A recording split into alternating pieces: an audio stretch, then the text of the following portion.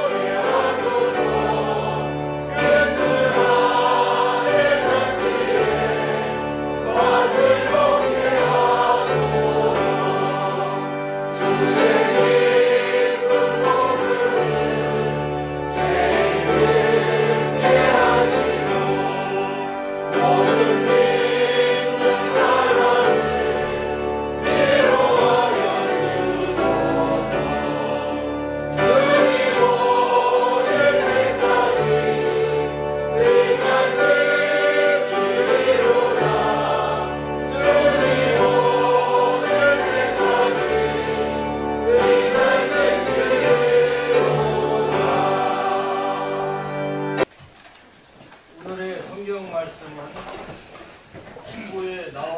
바와 같이 마태복음 7장 1절에서 5절 신약 국면 말씀드리겠습니다. 비판을 받지 아니하려거든 비판하지 말라. 너희의 비판하는 그 비판으로 너희가 비판을 받을 것이요 너희의 헤아리는 그 헤아림으로 너희가 헤아림을 받을 것이니라. 어찌하여 형제의 눈 속에 있는 티는 보고 내 눈 속에 있는 들보는 깨닫지 못하느냐. 보라, 내 눈 속에 들보가 있는데 어찌하여 형제에게 말하기를 나로 내 눈 속에 있는 티를 빼게 하라 하겠느냐. 외식하는 자여, 먼저 내 눈 속에서 들보를 빼어라. 그 후에야 밝히 보고 형제의 눈 속에서 티를 빼리라. 소망 되신 주, 내 소망 되신 주, 나 지쳐 쓰러질 때 주 힘을 주시네. 내 소망 되신 주, 내 소망 되신 주, 내 소망 되신 주,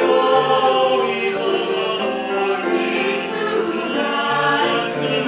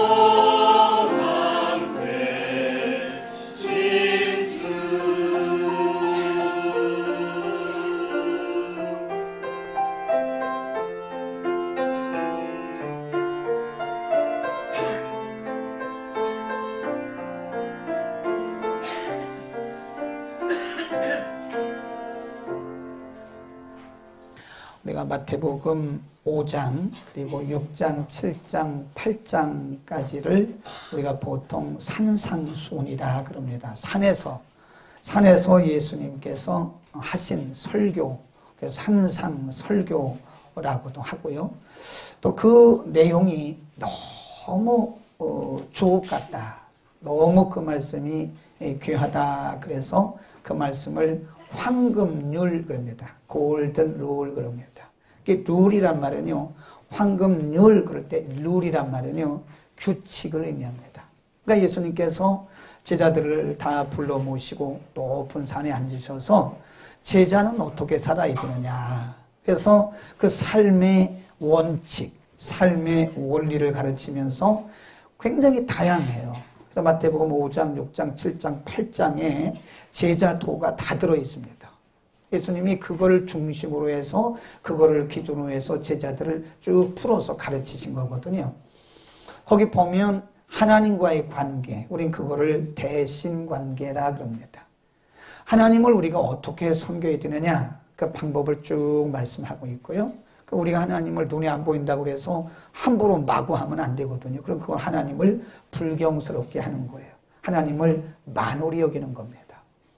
하나님을 어떻게 예배할 거냐, 그런 문제를 쭉 말씀하고 있고요. 그 다음에 대인관계, 이게 굉장히 중요합니다. 우리가 아무리 기도를 많이 하고 우리가 예배를 아무리 많이 드려도 인간관계가 원만하지 못하면 건강하다고 말할 수가 없어요. 그래서 어떻게 대인관계를 어떻게 해야 되냐, 크리스찬으로서 천국 백성으로서 믿지 않는 자들 관계는 어떻게 해야 되고 믿는 자의 관계는 어떻게 해야 되고 가정에서는 어떻게 해야 되고 공동체에서는 어떻게 해야 되느냐 하는 이 인간관계에 대해서 아주 세밀하게 잘 가르치셨고요. 그 다음에 중요한 것이 이제 대자관계, 나와의 관계는 어떠냐. 우리는 우리 속을 알지만 잘 모르잖아요. 잘 못 보잖아요. 근데 하나님은 우리가 말로 표현하지 않아도 우리의 속을 다 보고 계시거든요. 그러면 하나님 모든 것을 다 보시는 그 하나님 앞에서 나와의 관계, 대자와의 관계는 어떻게 해야 되느냐. 그 제자가 뭐냐. 그 제자의 도예요. 도. discipleship 그런데 제자도. 제자들은 어떻게 살아야 되느냐. 예수님을 따르는 크리스찬들은 어떤 가치관을 가지고 살아야 되고 어떤 방향성을 가지고 살아야 되고 어떤 기준을 가지고 살아야 되느냐 이거예요. 여러분 우리 크리스찬들은요 삶의 기준이 분명히 있어요. 마구 살아가는 것은 그 룰이 아닙니다. 사도 바울도 그런 말씀을 했거든요. 우리가 경기장에서 경기를 막 하는데 내가 아무리 빨리 뛰어도 그거는 1등이 아니에요. 뭐대로 해야 돼요? 법대로 해야 돼요. 법대로. 룰이 있어요. 룰. 그래서 심판이 땅 쐈을 때 그 신호에 따라서 출발을 해야 되고요. 그 다음에 경기가 이렇게 하도록 주어진 이게 레인이라고 그래요. 레인. 줄을 라인이라고 그러고 칸을 레인 그러잖아요. 그 레인을 따라서 가야 되는 거예요. 그 칸을 따라가야지 내가 아무리 열심히 뛰고 빨리 뛰어도 그거를 이탈하면 그것은 점수에 들어갈 수가 없는 거예요. 그래서 크리스찬이 열심만 있다고 되는 거냐? 그런 건 아닙니다. 룰이 있습니다. 룰. 그 룰을 따라서 우리가 신앙생활을 해야 된다. 어떤 관계예요? 대신관계, 하나님과의 관계. 또 무슨 관계예요? 대인관계. 또 무슨 관계예요? 대자관계. 나와의 관계에서 아무도 모르지만 아무도 나를 보는 사람이 없지만 하나님과의 관계에서 내가 어떤 관계를 이루고 살아야 되느냐. 근데 오늘 7장이 굉장히 중요합니다. 이 대인관계에서 어떻게 해야 되느냐. 오늘 본문에 이렇게 이게 본문에 우리 그 우리말 성경이나 또 일반 영어 성경에는 그 부분이 없는데 원문에 보면요 7장 1절이 없어요. 여기는 없는데 7장 1절에 이른 아침에 이런 표현이 있습니다. 이른 아침에. 이른 아침에 이 말은 대개 이제 사내들인 공회라는 게 있어요. 그 유대인들 중에서 이법, 사법, 행정을 통괄하는 70명으로 이루어진 그 사내들인 공회가 있는데 사내들인 공회는 모든 회의를 9시부터 합니다. 그런데 예수님이 이 말씀을 주신 시점이 어디냐면 이른 아침이에요. 자, 1절에 뭐라고 말씀하셨냐? 이렇게 말씀합니다. 1절 시작. 비판을 받지 아니하려거든 비판하지 말라 그래요. 이거를 명령형으로 갑니다. 원문에 보면 비판하지 말라. 그리하면 비판을 받지 않 이렇게 됐어요. 그러니까 예수님이 대인관계를 여러 가지 말씀하면서 예수님이 7장에서 말씀하신 게 뭐냐면 사람을 비판하지 말아야 해요. 그 비판이라고 하는 것은 어떤 상대방의 나를 제외한 다른 사람들의 허물, 실수, 약점, 죄 이런 것들을 들춰내는 거예요. 들춰내서 그거를 판단하고 평가하고 비판하는 이거를 얘기하는 겁니다. 그래서 다른 성경에 보면 이거를 정죄라고 번역을 했어요. 정죄. 너는 정죄하지 마라. 정죄하지 마라. 그러면 비판을 정죄를 받지 아니할 것이다. 이 정죄라고 하는 것은 이 바리새인들, 유대인들이 주로 하던 겁니다. 이 바리새인들은요, 유대인들은 전통적인 종교인들입니다. 그러니까 이분들은 몇백 년부터 대대로 율법을 지켜오던 사람들이에요. 몸에 배 있는 거예요. 그러니까 우리도 옛날에 보면 유교적인 전통이 몸에 배 있잖아요. 그래서 장유, 유서 그러잖아요. 어른을 알아보지 못하는 사람은 우리는 버르장머리가 없다고 말을 해요. 아무리 공부를 잘하고 뭐 아무리 그랬어도 위 아래를 몰라보는 사람은 일단 우리는 그 사람들 제외시킵니다. 점수를 안 줘요. 그러니까 어른애를 알아보지 못하는 사람이 사람이냐 그렇게 말하는 거잖아요. 장유, 유서. 그러니까 유교적 전통이고 유교적 관점이고 유교적 관념이라 해요. 그렇듯이 말해요. 그렇듯이 유대인 사회에서 최고의 중심축을 이루고 있던 사람들이 바리새인들인데 이 바리새인들은 전통적 종교적 습관이 있어요. 그러니까 율법적으로 계속 전통적으로 배우고 공부해왔던 것이 율법적 잣대라는 게 있어요. 잣대. 율법적 잣대가 있어요. 그래서 이들은 뭐 몇 대를 걸쳐서 율법을 공부해왔으니까 머리에 탁 기억하죠. 외우죠. 뭐 줄줄줄줄 외우죠. 뭐. 그러니까 이 사람들은 종교성이 뛰어납니다. 그래서 사람들을 대할 때 항상 내가 기준인 거예요. 내가 몇 대를 걸쳐서 부모로부터 배워왔고 조상들로부터 배운 율법적인 잣대가 내게 있기 때문에 내게 있는 잣대를 가지고 재는 거예요. 그게 비판입니다. 그게 종교적 비판이에요. 내가 기준이죠. 그러니까 율법적 잣대를 가지고 사람들을 다 이렇게 재는 거예요. 그래서 딱 율법적 잣대 기준에 안 맞으면 이건 죄. 이것도 안 맞으면 죄. 그러니까 심지어는 이 사람들은요, 바리새인들은 예수님까지도 비판을 했어요. 예수님이 왜 율법을 안 지키냐 이거예요. 어? 아니, 당신의 제자들이 왜 율법을 안 지킵니까? 예수님 당신은 왜 안식일 날 왜 병을 고쳐요? 이렇게 되는 거죠. 이 사람들은 종교적 잣대가 강합니다. 율법적 잣대가 강하기 때문에 예수님마저도 그들은 비판했다는 거예요. 왜 안식일 날 왜 병을 고칩니까? 예수님도 굉장히 비판을 받았어요. 유대인들, 바리새인들이 그렇게 예수님을 비판할 수가 없었어요. 그런 것들을 의미하는 것이다. 비판하지 말라고 말씀했어요. 그리고 이렇게 경고를 합니다. 2절 시작. 너희의 비판하는 그렇지. 여기다 줄 거세요. 그 비판, 그 헬라어에서는요, 정관사, 우리 물론 영어에서도 정관사 더가 굉장히 중요하거든요. 더, 그. 근데 호라고 하는 단어를 써요. 호, 그. 딱 지정하는 거예요. 그래서 그 비판, 네가 비판하는 그 비판으로 내가 다시 비판을 받는다 이거예요. 내가 상대방에 대해서 비난하고 비판하고 정죄했으면 반드시 내 입에서 나간 그 비판 때문에 나도 그대로 그 비판으로 비판을 받을 수밖에 없다. 경고입니다. 경고. 그 다음에 3절에 왜 우리가 비판을 하지 말아야 되느냐. 시작. 어찌하여 형제의 눈 속에 있는 티는 보고 내 눈 속에 있는 들보는 깨닫지 못하냐. 그래. 야, 어째서 내 눈에는 더 큰 들보가 있는데, 대들보예요, 대들보. 통나무입니다. 원문에 보면 통나무예요, 통나무. 내 눈에는 통나무가 있는데 넌 그건 못 보고 왜 남의 눈 속에 있는 그 톱밥을 가지고 얘기하냐? 예수님 말씀이에요. 티는 원문에 보면 톱밥입니다. 통나무하고 톱밥은 이건 뭐 비교가 안 되죠. 근데 우리 눈에는 큰 통나무가 있다는 거예요. 그런데 상대방의 눈 속에 있는 톱밥을 가지고 왈가왈부 한다 이거예요. 그러니까 예수님이 그걸 보면서 뭐라고 말씀하냐면, 야, 너희들 그거 외식하는 거 아니야? 이렇게 말씀하신 거예요. 거기 보세요. 5절에 이렇게 하면 7장 5절에 이렇게 말씀해요. 시작. 그렇지. 그만해요 이제. 예수님은 그거를 외식이라고 말해요. 예수님이 제일 싫어하는 사람이 외식하는 자입니다. 예수님은 모든 사람들을 다 이해하고 용서하고 다 받아주시는데 외식하는 자들에 대해서는 예수님이 용납을 안 하세요. 마태복음 23장에 보면 외식하는 자들에게 뭐라 하냐면 화가 있다 그래요. 화란 말은 영어 성경이나 원문에 보면 저주입니다. 저주.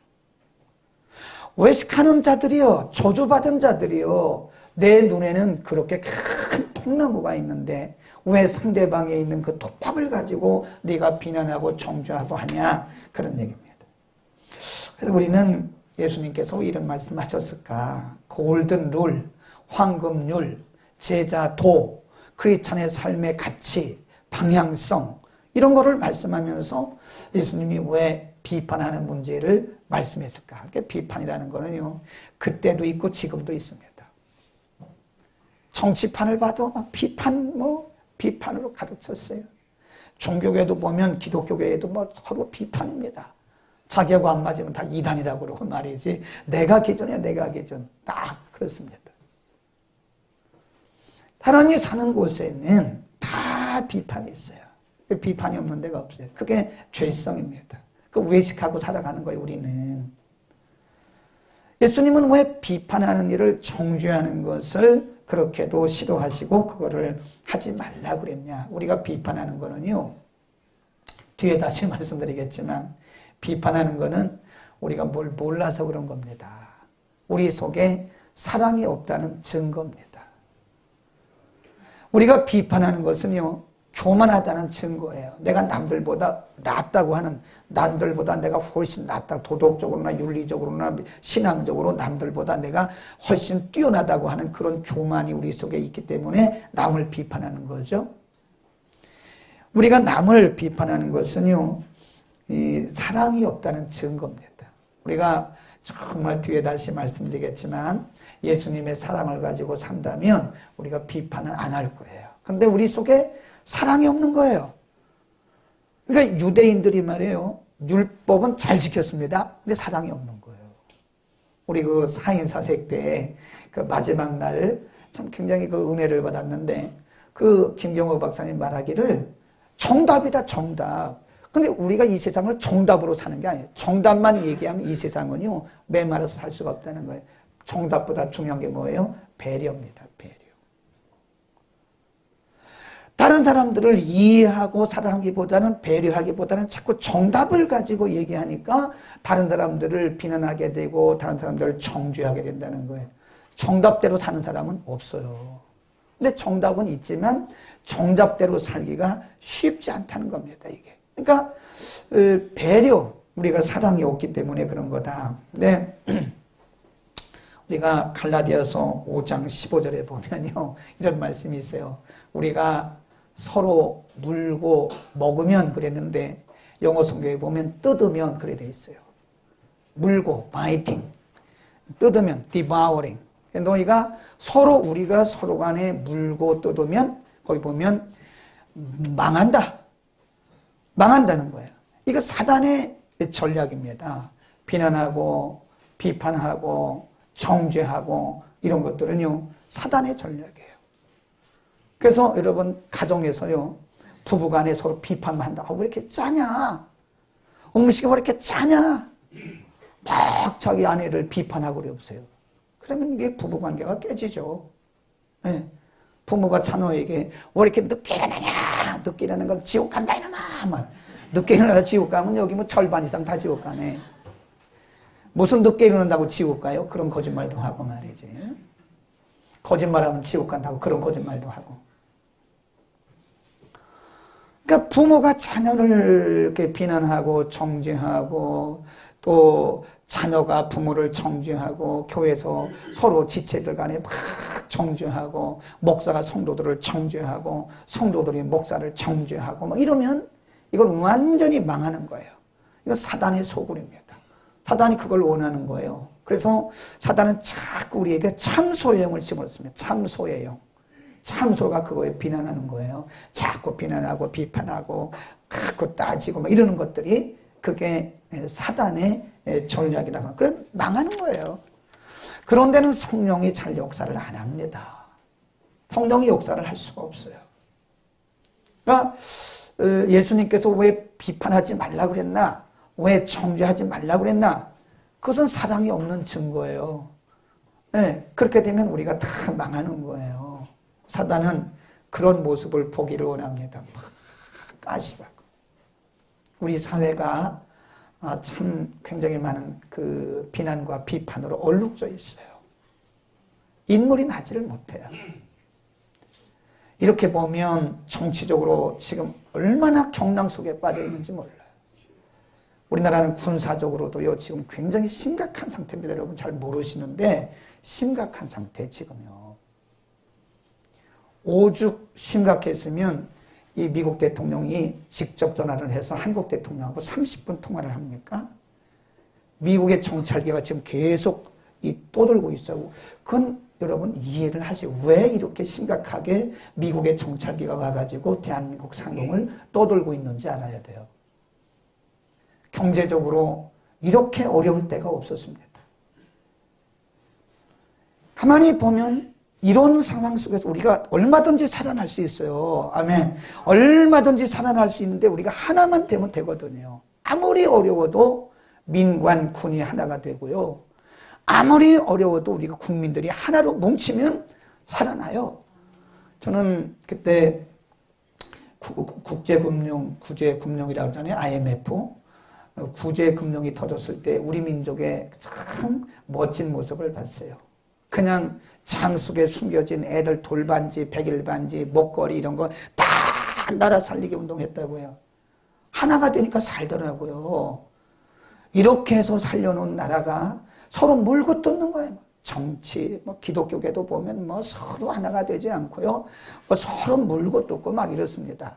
그러면 기독교도 살 수가 없는 것이고 이 나라도 살 수가 없는 것이에요.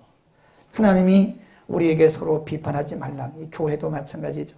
교회도 이게 오늘 새벽에 말씀드렸지만 교회가 평안하고 안정돼야 이게 주의 일을 하는 겁니다. 근데 교회가 막 물고 뜯고 그러면 사단의 소굴이 돼요. 일을 할 수가 없어요. 아무 일도 못합니다. 우리는 오늘 이렇게 말씀하신 예수님의 의도를 잘 알아야 됩니다. 우리는 다 약점이 있어요. 7장 3절에 예수님이 이렇게 말씀하시잖아요. 아까 말씀한 것처럼 내 눈에는 들보가 있는데 어째서 형제 눈 속에 있는 그 조그만 보이지도 않는 티를 가지고 그러냐? 네, 먼저 내 눈 속에 있는 들보를 빼라 이거예요. 내 눈 속에 있는 들보를 빼고 그리고 나서 내 형제의 눈 속에 있는 티를 가지고 말해라 이거예요.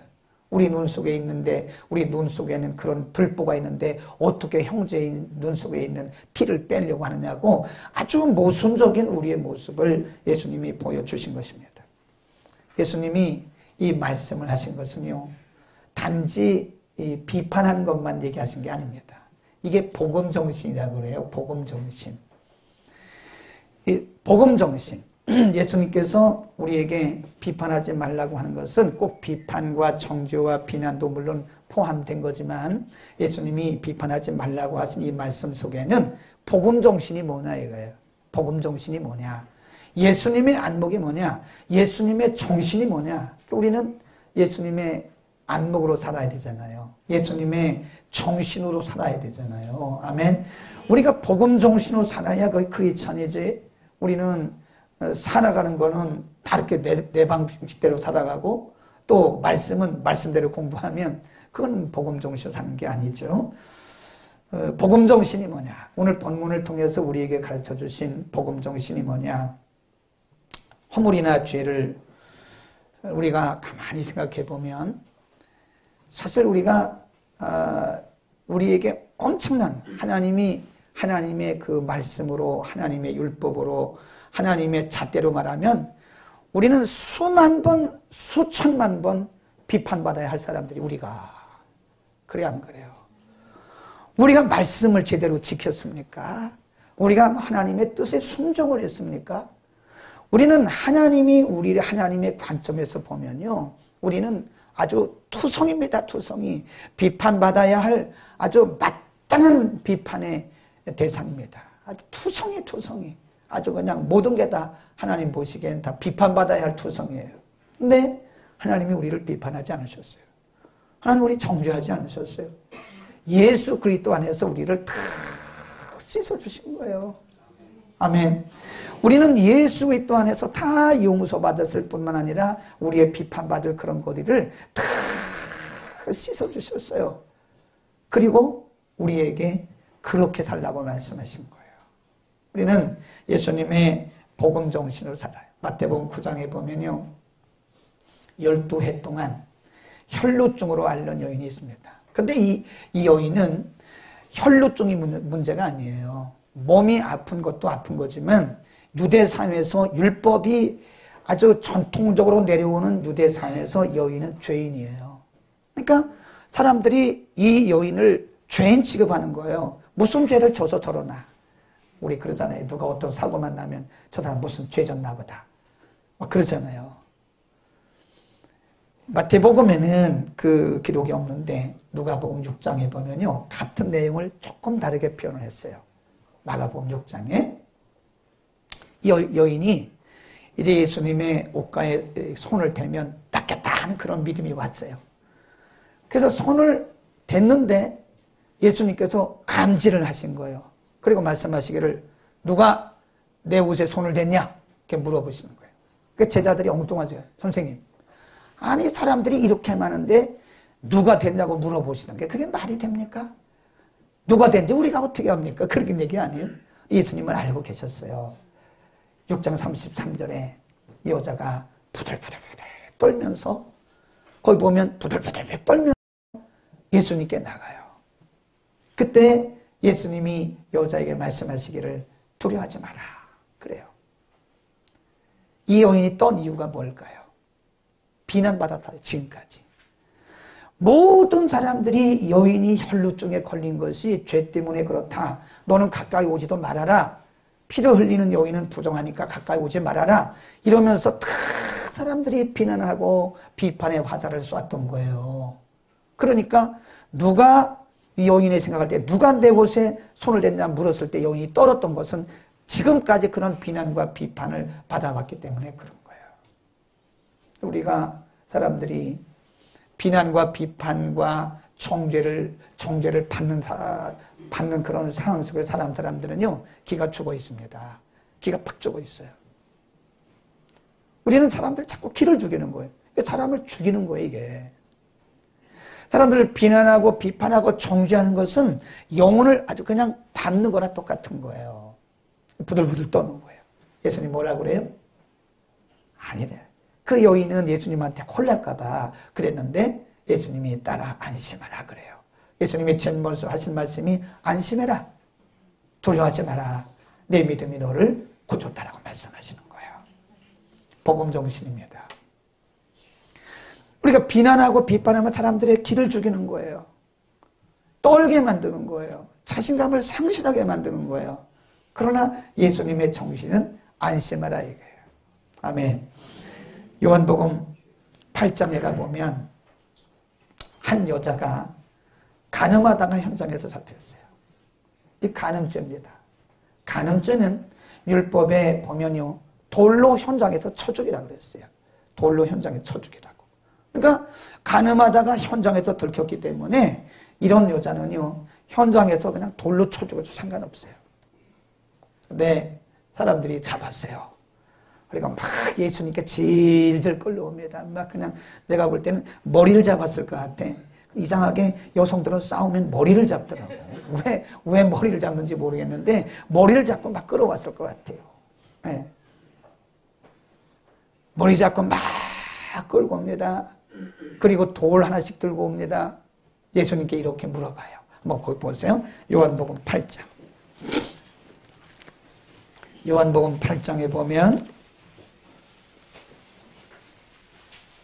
3절에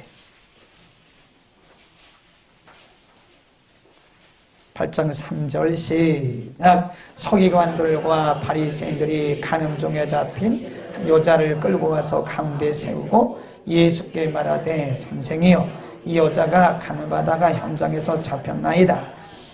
저는 율법에 이러한 여자들을 돌로 치라 명하였거니와 선생은 어떻게 말하겠나이까? 저희가 이렇게 말하면 뭘 하려고요? 고소할 틈, 비난하려고요. 비난. 비판하려고 어쨌든 고소할 틈을 찾아가지고 이 여자를 비난하고 비판하고 정죄하려고 그랬어요. 근데 예수님께서 7절에 보면 이렇게 말씀해요. 저희가 묻기를 맞이 아니하는지라 이에 일어나 가라사대 너희 중에 죄 없는 자가 먼저 돌로 쳐라. 먼저 너희 중에 죄 없다고 생각되는 사람이 있으면 돌로 쳐. 누구든지 먼저 쳐. 그러니까 거기 보면 양심의 가책을 받고 다 돌아갔어요. 그리고 둘만 남았을 때 이렇게 말씀합니다. 거기 보세요. 예수님이 그 여인에게 이렇게 말씀합니다. 나도 너를 정죄하지 않는다. 넌 다시는 가서 죄를 범하지 마라. 그래요. 11절에 보면 대답하되 주여 아무도 없습니다. 예수께서 가라사대 나도 너를 정죄하지 않는다. 나도 너를 정죄하지 아니하노니 가서 다시는 죄를 범치 말라고 예수님이 그 여인을 용서를 하세요. 그러니까 여인이 살아났어요. 그러니까 여기서 우리가 알 수 있잖아요. 사람들을 정죄하고 비판하고 비난하며 사람이 영적으로 탁 눌려 죽어요. 근데 그를 용서해주고 그를 받아주면 삽니다. 살아. 예수님의 복음 정신은 영혼을 살리는 것이지. 그렇죠? 예수님이 이 땅에 우리를 살리러 오신 거지. 사람을 비난하고 비판하고 정죄해서 사람들을 기죽이고 죽이려고 예수님 오신 게 아니란 말이에요.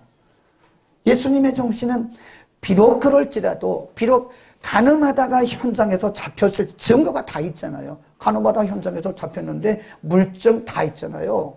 우리 법에서는 그걸 물증이라고 그래요. 물증. 법에서는 심증만 갖고는 안 됩니다. 물증이 있어야 되는 거예요. 물증이 다 있는 거예요, 지금. 그런데도 예수님은 그거를 그렇게 하지 않으시고 나도 너를 정죄하지 않으니까 가라. 얼마나 자유하겠어요. 가라. 그리고 다시는 죄를 범치 마라. 이게 예수님의 복음 정신입니다. 아멘. 우리는 내가 누군가를 지금 비난하고 비판하고 정죄했다면 내가 누군가를 지금 묶고 있는 거예요. 이거 풀어줘야 됩니다. 이거 풀어주면 그 사람 살아납니다. 내가 누군가를 계속 내 기준에서 우리는 누구를 비난할, 비판할 자격도 없는데 우리는 남을 자꾸 비난하고 비판하고 정죄합니다. 몰라서 그런 거죠. 그래도 우리가 그러는 동안에 누군가를 붙들고 있는 거예요. 이걸 풀어줘야 돼요. 예수님이 우리에게 이렇게 말씀하신 그 복음 정신이 뭐냐? 이렇게 말씀해요. 로마서로 가볼까요? 로마서 14장 1절로 갑니다. 257면입니다. 로마서 14장 1절에서 4절까지 봅니다. 시작. 믿음이 연약한 자를 너희가 받되 그의 의심하는 바를 비판하지 말라. 어떤 사람은 모든 것을 먹을 만한 믿음이 있고 연약한 자는 채소를 먹느니라. 먹는 자는 먹지 않는 자를 업신여기지 말고 먹지 못하는 자는 먹는 자를 판단하지 말라. 이는 하나님이 저를 받으셨습니다. 그죠? 그다 읽어놓으세요. 하나님이 하셔서 하나님이 하신다는 거예요. 하나님이 받으시고 하나님이 알아서 하시는 거지. 그러면서 또 뭐라고 했냐면 4절에 남의 하인을 판단하는 너는 누구냐? 그 섰는 것이나 넘어지는 것이 제 주인이 누구예요? 하나님이에요. 사람이 넘어지고 서는 것이 하나님이 알아서 하실 건데 네가 왜 남의 하인을 네가 왜 판단하고 네가 왜 정죄하고 네가 왜 비판하냐 이거예요. 찔리죠? 네, 저도 참 죄를 많이 진 것 같아요. 똑똑한 척하고 말이에요. 남 비판하고 판단하고 비난했던 적이 한두 번이 아니에요. 괜히 제가 똑똑했던 지금 나이가 들고 나니까요. 다 부질없는 짓을 한 거예요. 그 나이가 먹으면 철이 들더라고요. 이게 철이 들면 그런 거 있어요. 저는 그게 맞다고 생각했어요. 40대 막 이럴 때 그게 맞다고 내가 의롭다고 생각했던 거예요. 내가 잘한다고 생각했던 거예요. 내 기준으로 말했던 거예요. 근데 나이가 들어보니까 정말 내가 부질없는 짓을 한 거예요. 내가 그렇게 안 해도 하나님이 알아서 하실 건데 성경은 뭐로 봤어? 성경에 말씀하기를 남의 하인을 판단하는 너는 누구냐? 그 하인이 넘어지는 것이나 서는 것이 제 주인이 알아서 할 텐데 네가 왜 남의 하인을 갖다가 네가 그렇게 판단하냐 이거예요. 갈라디아서 6장 1절 이렇게 또 말씀해요. 우리는 펴서 읽어보겠습니다. 갈라디아서 6장 1절에서 5절. 형제들아, 거기입니다. 308면 시작. 형제들아, 사람이 만일 범죄한 일이 드러나거든 신령한 노인은 온유한 심령으로 그런 자를 바로잡고 내 자신을 돌아보아 너도 받을까 두려워하라. 너희가 짐을 그겁니다. 이거 비난하지 말고 짐을 져라 서로. 하나님, 제가 기도 안 했습니다. 저분이 저렇게 되는 것은 하나님 제가 기도 안 해서 그럼 이게 짐을 지는 거예요. 남을 비난하고 정죄하고 판단하는 사람은요, 자기는 책임이 없는 거죠. 나는 잘했는데 I'm right, you are wrong. 그거 그때 얘기했잖아요. 우리 김경철 박사님이 심리학에서 I'm right. 나는 맞아. 나는 옳아. 그런데 you are wrong. 네가 잘못된 거야. 그러니까 항상 기준이 나란 말이에요. 나. 얼마나 이게 참 하나님 앞에 버릇없고 얼마나 교만한 모습인지 몰라요. 말씀하기를 그렇게 심을 서로 져라. 하나님, 저 집사님이 저렇게 된 건 제가 잘못해요. 제가 기도하지 못했어요. 제가 기도했어야 되는데 제가 기도 덜 했고 기도하기를 게을렀더니 저렇게 되었네요. 하나님, 저를 용서해 주세요. 우리 가운데 이런 지체들이 많아지기를 축원합니다. 우리 이런 마음을 갖기보다는 짐을 나눠지기보다는 그 사람 I'm right, 나는 맞아. 근데 내가 잘못된 거야, you are wrong. 그냥 wrong이 아니야. too much wrong. 내가 너무너무 잘못된 거야, 너는. 그렇게 말한대. 얼마나 교만하고 하나님 앞에 얼마나 우리가 미숙한지 몰라요. 성숙하지 못한 우리의 모습.